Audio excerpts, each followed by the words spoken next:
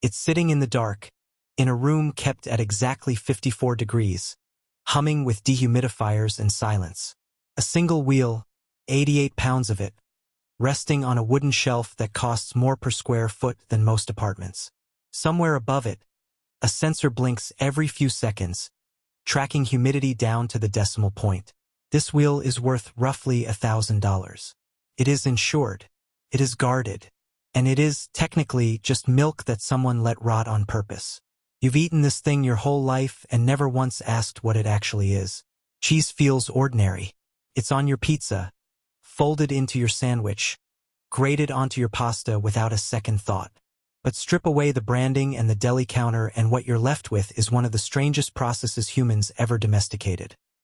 Taking a liquid that spoils in hours and turning it into something that can outlive you. Here's the part nobody tells you at the grocery store.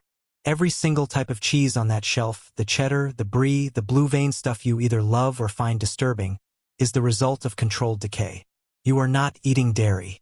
You are eating the byproduct of bacteria, mold, and enzymes doing exactly what they do to milk left out on your counter, except someone in a lab coat or a cave has been steering the rot for thousands of years. And that reframe is the whole story. Because once you understand that cheese is engineered spoilage, everything about it, the smell, the price, the texture, even the crime rings built around it, starts to make a horrifying kind of sense. Let's start where it actually started, because the origin of cheese is not a chef's invention. It's an accident involving a dead animal's stomach.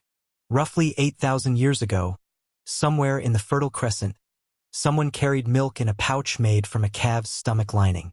That lining still had enzymes in it, rennet, leftover digestive proteins built to break down milk in a calf's gut. The milk in that pouch didn't just sour. It split. Solid curds separated from a thin, watery liquid called whey. And whoever tasted that solid part first didn't spit it out. They kept eating. That's the moment cheese was born, and nobody planned it. But here's what researchers actually found when they started digging into the archaeology of it. Pottery fragments recovered from sites in modern-day Poland, dated to around 5500 BC, were coated in microscopic fat residues consistent with cheesemaking, meaning humans were separating curds from whey 1,000 years before the pyramids existed. Before writing, before the wheel was common. Cheese might be older than most of civilization's other big ideas. Think about that the next time you rip open a string cheese in your car. Now here's where it gets uncomfortable because that same rennet, the enzyme that made cheese possible, still comes from the same place. Traditional rennet is extracted from the stomach lining of unweaned calves. Modern industrial cheese has mostly moved to microbial or genetically engineered rennet instead. But a huge share of traditional or authentic cheeses on gourmet shelves right now are still made the old way. That artisanal will you paid $12 for at the farmer's market? There's a real chance its origin story starts with a slaughtered calf's stomach. Nobody puts that on the label. You expected milk and salt. What you're actually holding is thousands of years of digestive biology, repurposed and marketed as luxury. So how do you get from a pouch of curdled milk to hundreds of distinct cheeses, each with its own texture, smell, and cult following? The answer is 4 variables, and once you see them, you'll never look at a cheese board the same way again. Variable 1 is the milk itself: cow, goat, sheep, buffalo, even in some parts of the world, camel or yak. Different animals produce milk with different fat structures and protein ratios, and that alone changes everything downstream. Variable 2 is the bacteria culture you introduce, which determines the initial flavor profile before anything else happens. Variable 3 is how much moisture you remove. Press it hard and dry like Parmesan, and you get something that lasts years. Leave it soft and wet, like a fresh mozzarella, and it needs to be eaten within days. Variable 4, and this is the one that scares people, is what you deliberately let grow on it or inside it afterward. Mold. Specific, cultivated, intentional mold. For variables, hundreds of results. And almost none of them look anything like their starting ingredient. Let's take mozzarella first, because it's the cheese most people think they understand and mostly don't. Real buffalo mozzarella, the kind made in the Campania region of Italy, isn't just stretched curd. It's curd that's been heated and physically pulled, kneaded, and stretched by hand in hot water until the proteins align into long fibrous strands. the same mechanical process that gives it that stretchy, springy bite. This technique is called pasta filata, and it's why mozzarella tears in strings instead of crumbling. You're not tasting a recipe. You're tasting a specific physical manipulation of protein chains that someone perfected centuries before anyone understood what a protein even was. But here's the twist that should bother you. Most mozzarella sold in the world today, the shredded stuff on your frozen pizza, isn't made from buffalo milk at all. It's cow's milk, mass-produced, engineered for shelf life and melt consistency rather than flavor. The mozzarella on your $6 supermarket pizza and the mozzarella served fresh in Naples are related the way a photocopy is related to a painting. You've been eating the copy your whole life and calling it the original. Now go to the opposite end of the spectrum. Cheddar. Cheddar's defining trait isn't its taste. It's a physical process called cheddaring, where slabs of curd are stacked, flipped, and restacked repeatedly to press out whey and develop that dense, slightly crumbly texture. The name comes from the English village of Cheddar, where the process was first recorded, but here's what most people don't know. Real aged cheddar, the sharp stuff that bites back, isn't orange. It's naturally a pale, almost white-yellow color. The orange, that's added dye.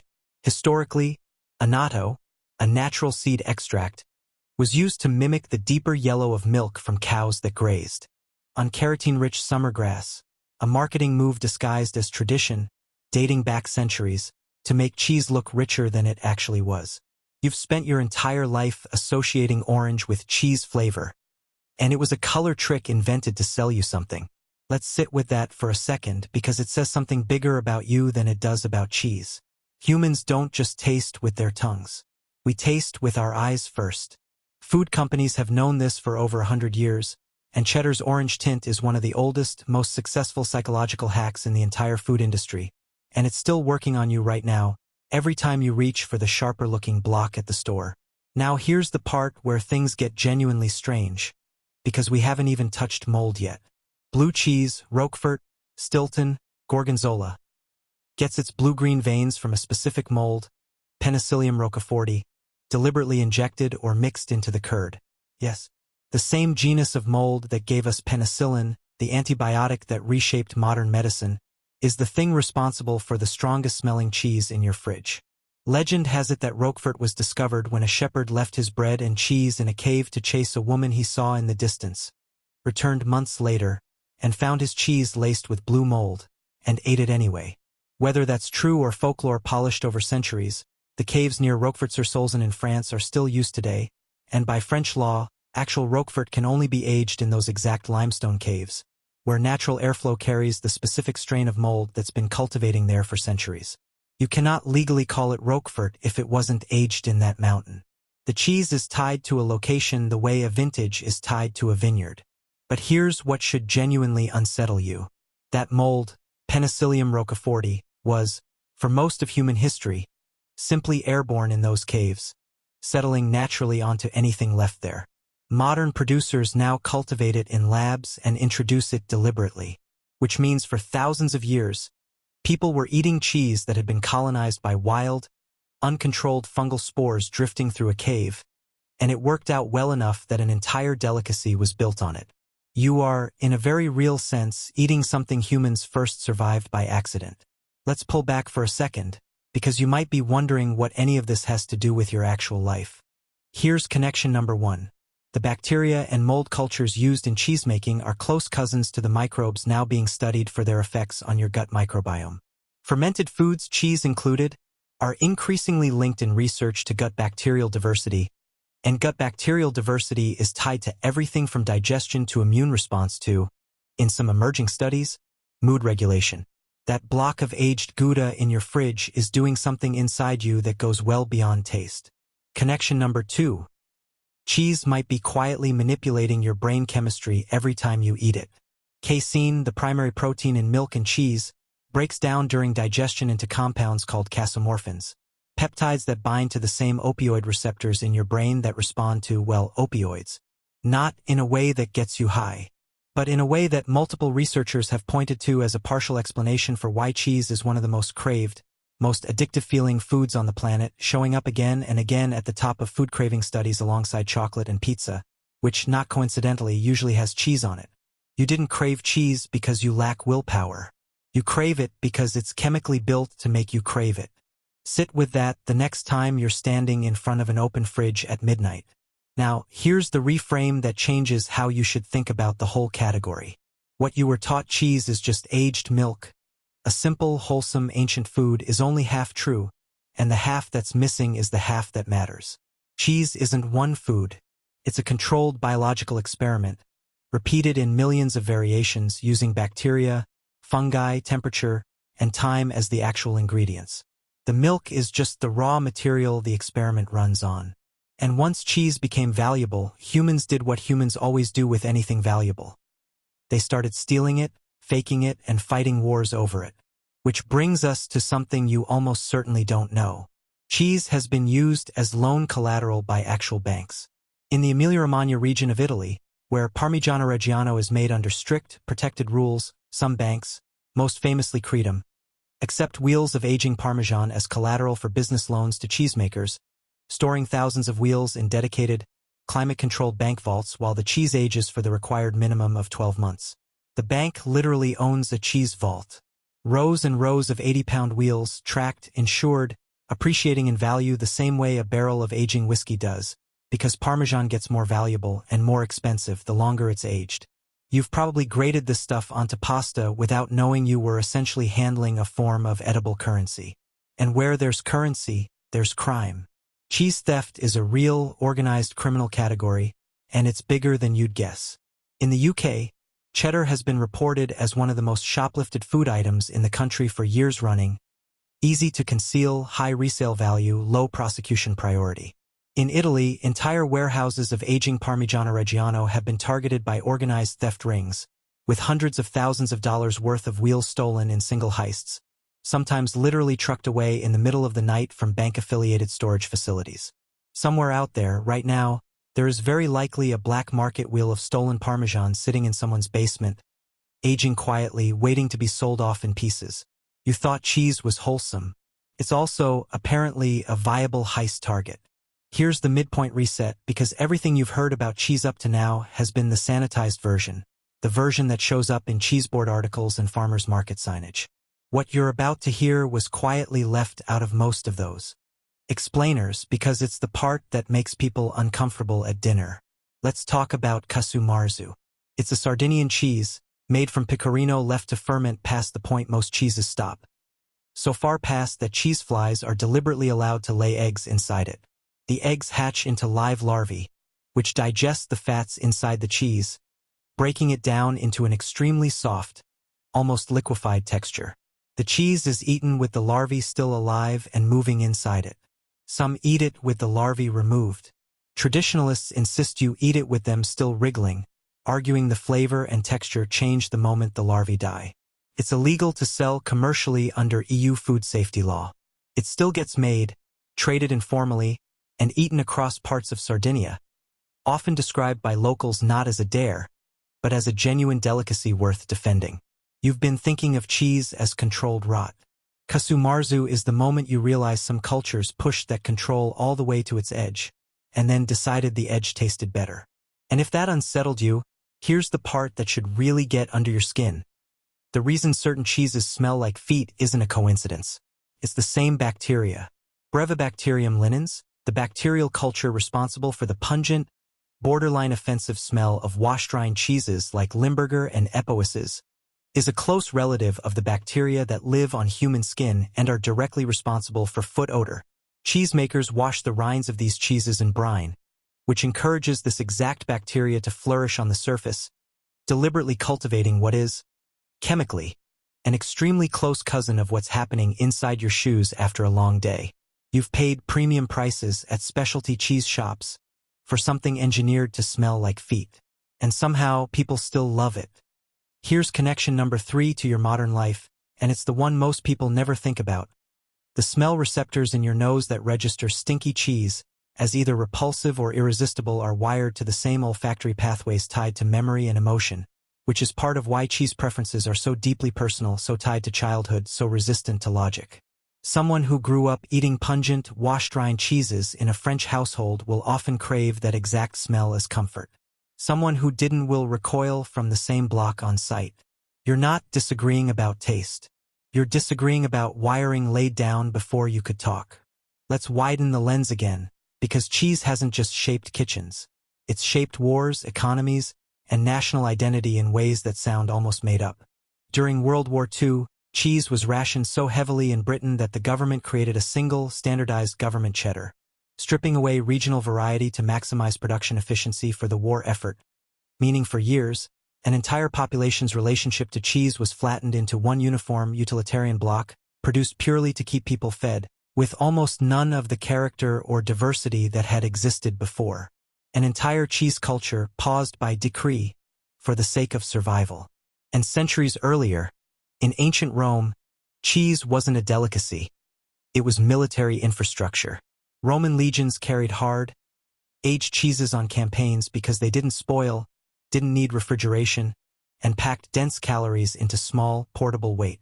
Historians estimate cheese made up a meaningful part of a Roman soldier's daily rations, alongside bread and wine, meaning the empire that conquered most of the known world was, in part, powered by aged dairy. You've probably never thought of cheese as a strategic military asset. Rome did. Now here's a modern-day parallel that should genuinely unsettle you. Cheese has been to space. NASA and other space agencies have included cheese, particularly hard, low-moisture, shelf-stable varieties, in astronaut food supplies because the same qualities that made it useful to Roman legions, density, portability, no refrigeration required, make it useful in orbit. There's a real chance that somewhere above your head, right now, in a pressurized module hurtling around the planet at 17,000 miles an hour, someone is eating cheese. The most ancient food technology humans ever perfected, and it turned out to be advanced enough for space travel. That's not nostalgia. That's function. Let's go back to the vault we opened with, the wheel of Parmigiano Reggiano sitting in the dark at 54 degrees. By now you understand what's actually happening inside it. Bacterial cultures are breaking down proteins into free amino acids, including glutamate, the same compound responsible for the savory, umami punch in MSG. That's not a coincidence, and it's not marketing. Aged Parmesan naturally develops some of the highest concentrations of free glutamate found in any food on Earth, which is the actual chemical reason it makes almost everything taste better, from pasta to soup to a plain piece of toast. You've been chasing umami your whole life without knowing the wheel in the vault was quietly manufacturing it, 1 month of aging at a time. Here's the escalation because we've saved the strangest reveal for now, and it reframes everything you've just learned. The bacteria, mold, and enzymes that make cheese possible aren't just tools humans discovered and domesticated. In several documented cases, they've slipped the leash entirely. In 2014, French health officials had to recall batches of camembert and other soft cheeses after contamination with Listeria monocytogenes, a bacteria that thrives in exactly the same moist, protein-rich, slightly acidic environment that makes soft cheeses so prized in the first place. The same conditions that create the velvety texture people pay a premium for are the conditions that let a genuinely dangerous pathogen move in undetected.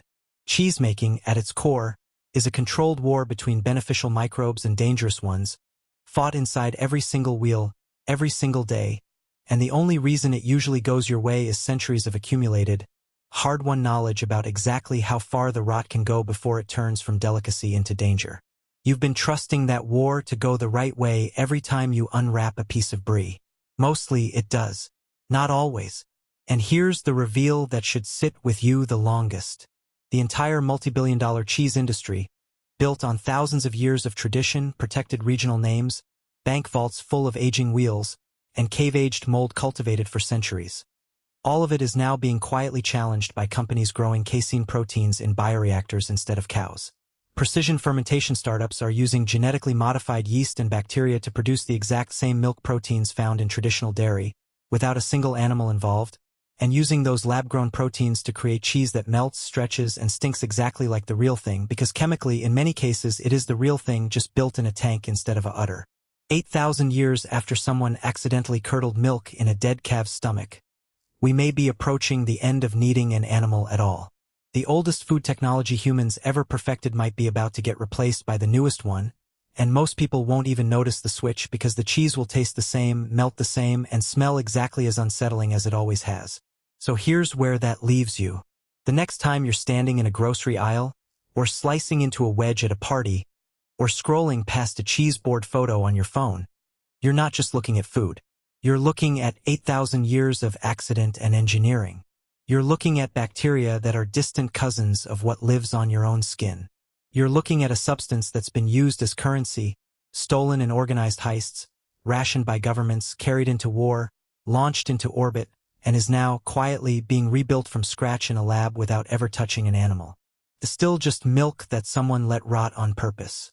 You just didn't know how far that rot had traveled, into your gut, your brain chemistry, your history, and possibly very soon your future until right now,